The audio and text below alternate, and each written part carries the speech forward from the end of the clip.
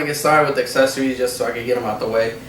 I got a Nintendo DS headset that's compatible with Pokemon Diamond and Pokemon Pearl. This has not even been opened yet.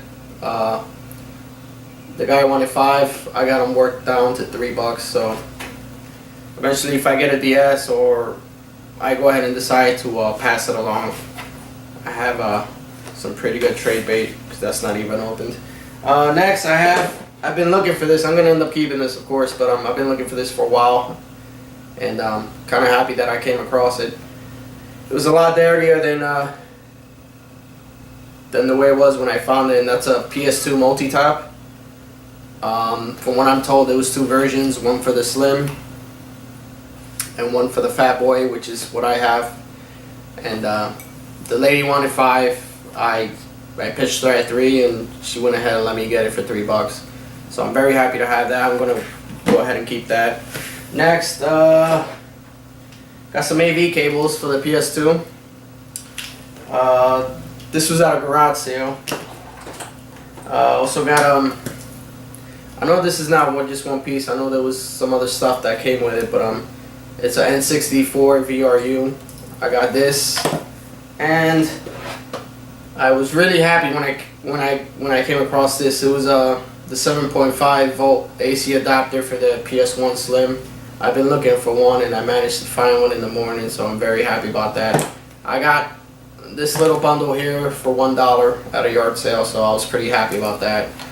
So I got this. Not really actively pursuing an N64 at the moment, so I'll probably get rid of that. And this will go to one of my Slims that I'm eventually going to sell or trade equal value with somebody for. So there that goes. That's one down. And then I ended up making a trade with Chris for a couple games that I had doubles of, which was Super Mario Duck Hunt. No, not Super Mario Duck Hunt. Dr. Mario and Super Mario Brothers 3. And he ended up trading with me, and this is what I got from him. So I got RoboCop versus Terminator on the Sega Genesis. I have a copy on the Super Nintendo already, so I'm happy to have a copy for the Genesis, and that is complete. So very happy about that. Also, I have another copy of Super Street Fighter 2. This one's missing the manual, but I mean, I can find one of those eventually. So, got that. Also, I've been looking for this because I have a copy for Super Nintendo, just like I did RoboCop versus Terminator, and that's Lion King on the Sega Genesis. So this one's complete. Very happy about that. And then we got some loose Sega Genesis games. One of them being Wheel of Fortune. I have Wheel of Fortune for the Nintendo, and I enjoy it. So I'm hoping the Genesis version is just as good, if not better. That's next. I have Sonic Classics. Includes 3 great Sonic games.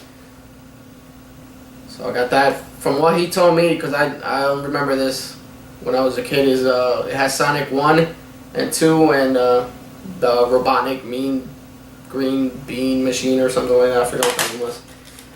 And last but not least, I was very happy when I got this, because I've been looking for this since I started collecting. Well, it's not even a year yet, but I've been actively pursuing it and haven't been able to find it in the wild. And just as I was about to go ahead and buy a copy off eBay, he went ahead and said, "Hey, I got this. Would you want it?" And that's Streets of Rage for the Sega Genesis. The label's seen better days, but this game is a classic, and it brings back a lot of childhood memories, and that's one of the main reasons I got into the hobby in the first place, to go ahead and relive those memories and have my kids play the classics. So I went ahead and got that for those games I mentioned before, so it worked out, and I was very happy about that. So moving on, excuse me, I'll show you what I got through the rest of yard sales and garage sales from the weekend. I managed to pick up another complete in box Super Nintendo game. It's a sports title, but you know, 2 Super Nintendo complete in box games in a 1 week span. I think it's a win, regardless of what genre or title it is. And that's I picked this up, Super Tennis, for the Super Nintendo. I managed to pick this up for $1, which was amazing. I was pretty happy about it. So got that. Also got another sports title. I know, but for the price I couldn't pass it up. It was only $1. So it's Madden 94, the limited edition first round. Interestingly enough, I have not come across a Madden game that came with its own playbook, and that's basically what it is. I got like a POG, if you guys remember that from back in the day. Got the manual, got stats for each player on every team, and then you have the playbook over here on top of the registration. So let's go ahead and open this up. Hopefully I don't destroy it. It's definitely old. So that's the playbook pretty much. And if you can find a money play, you're in good luck. So I managed to get that for $1, which I'm really happy about. Even though it's a Madden game, and me and Madden have a love-hate relationship. So for $1, it was not too bad. Okay, next I got a PlayStation 2 game, Jak and Daxter: The Lost Frontier. This is complete. I managed to pick it up for $3. Next, Tetris Worlds for the PS2.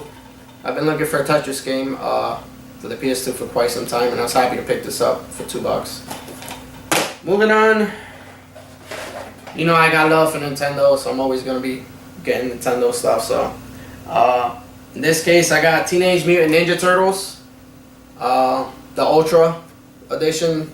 Now I have this in the arcade, which is awesome, so I can go ahead and add that to the collection. Next, love me some Konami. Was happy the guy that I frequent, he still had it. I don't remember him having multiple copies, but I remember him having at least one, and I'm pretty sure that's the one I've been wanting, and that's the one I picked up. The Adventures of Bayou Billy.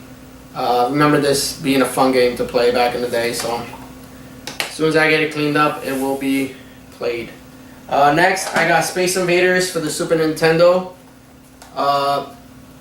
If you don't know what Space Invaders is about, then go out and play it. It's a classic on any console that it's on. So I'm very happy to have this in my Super Nintendo collection. So I got that, this one, and Turtles for $5 apiece. And this last game I got for $4. I've seen some YouTube videos on it, and most of the time it's been praised. I mean, I haven't heard too many backlash or negative comments about the game. And that game is Phalanx, if I'm pronouncing it correctly, Phalanx. The cover art looks hilarious. Like I don't know how you put a spaceship and an old guy playing a banjo with overalls in the same sentence, but I mean, Kemco managed to do that, so I'm hoping the game is just as good as how funny the cover art is. And last but not least, there's a little trick that I do. If you guys want to let me know what kind of little inside tricks you have, feel free to leave a comment in the comment section. But this is what I do. Whenever I see consoles in the wild, one, I don't buy them because I'm already stocked up on consoles, but I always open, or I press the eject button. You know, I want to see if there's a game in there, and if there is, chances are it's a game that you have a hard time looking for, and that was the case for me today. And I went to look at the GameCubes, and this lady had a GameCube, and she wanted $50 for it, which it wasn't gonna happen. But something in my little head in the back said, you know, go ahead, open the door, see if there's a game in there. because the last time I did that, it was on a PS1 Slim, and I ended up finding a pretty good game in there, which will probably be in the next couple videos. But in this case, the game I managed to find for the GameCube, Super Mario Sunshine. I've been looking for this for a while. I remember the reviews when it came out, and they were pretty good. Don't know too much about the game, but I do know he has some kind of, he goes to some kind of island, and he helps to free some people, and he has like a backpack that propels water out of it or some shit. But finally got a copy of it. The last time I came across a copy, the guy wanted $30, and I'm not gonna pay $30 for a game, especially on a GameCube. So I managed to pick this up for $3, and pretty happy about that. The one trick that I've never seen a diamond in the flesh.